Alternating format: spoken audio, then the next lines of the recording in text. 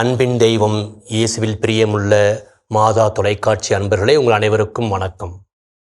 அன்றாட உணவு என்ற விவிலிய விளக்க பகிர்விற்கு உங்களை அன்போடு வரவேற்கின்றேன். இன்றைய நற்செய்தியில் நாம் பார்க்கின்றோம், லாசர், மரியா, மார்த்தா பெத்தானியா நகர் என்ற இடத்திலே வாழ்ந்தவர்கள். இவர்கள் இயேசுவின் மீது அன்பு கொண்டிருந்தவர்கள். இயேசுவும் அவர்கள் மீது ஒவ்வொரு முறையும் சென்ற பொழுது அங்கே தங்கும் வழக்கமும் உண்டு. அப்போது லாசர் அவர் உயிரிழக்கின்றார். உடல் நோயால் வருந்தி உயிரிழக்கின்றார். அவரை காப்பாற்ற வேண்டும் என்று சொல்லி அதை கேள்விப்படுகின்றார் இயேசு. அப்போது இயேசு சொல்லுகின்றார், நாம் யூதேயாவுக்கு செல்லுவோம் என்று சீடர்களிடம் சொல்லுகின்றார். அப்போது சீடர்கள் மறுக்கிறார்கள். ஏற்கனவே அங்கே அவர்கள் நம்மை எதிர்க்கிறார்கள், கல்லெறிந்து கொல்ல பார்க்கிறார்கள், அவர்கள் நம்மை கைது செய்வார்கள், அங்கே செல்ல வேண்டுமா என்று சொல்லி தடுத்து பார்க்கிறார்கள். அப்பொழுதும் அவர் மீண்டும் செல்ல எத்தனிக்கின்றார். அப்பொழுது திதிம் என்ற தோமா சொல்லுகின்றார், நாமும் போவோம், அவரோடு சாவோம் என்ற ஒரு வார்த்தையை சொல்லுகின்றார்.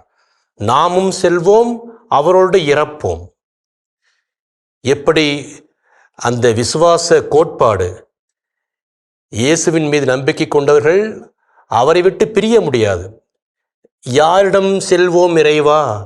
வாழ்வு தரும் வார்த்தை உம்மிடம்தானே இருக்கின்றது என்று சொன்ன பேதுருவைப் போல இன்று திதிம் என்ற தோமா அப்போஸ்தலர் சொல்லுகின்றார், நாமும் செல்வோம், அவரோடு இறப்போம் என்ற வாக்கை சொல்லுகின்றார்.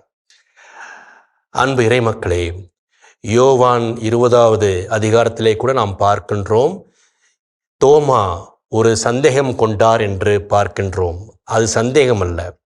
நீங்கள் எல்லாம் இயேசுவை, உயிர்த்த இயேசுவை கண்டுவிட்டீர்கள், பார்த்து விட்டீர்கள், நானும் பார்க்க வேண்டும் என்ற ஆவல்.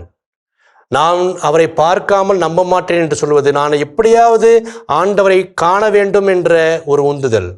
அந்த விசுவாசத்தின் மேலீட்டால் அவர் உரத்து அங்கே சொல்லுகின்றார், ஆண்டவரை காண்கின்றார். திதிம் என்ற தோமாவை விட ஒரு விசுவாசம் கொண்டவர்கள் யாராவது இருக்க முடியுமா? நாமும் செல்லுவோம், அவரோடு சாவோம். இத்தகைய உணர்வுதான் கிறிஸ்தவர்கள் ஒவ்வொருவருக்கும் இருக்க வேண்டும்.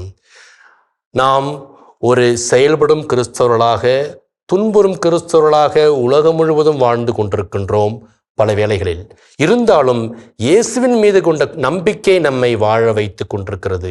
எத்தகைய துன்பம் வந்தாலும், எத்தகைய வேதனை வந்தாலும், இயேசு என்னோடு இருக்கின்றார், நாம் அவரோடு செல்வோம், அவர் நம்மை காப்பார்.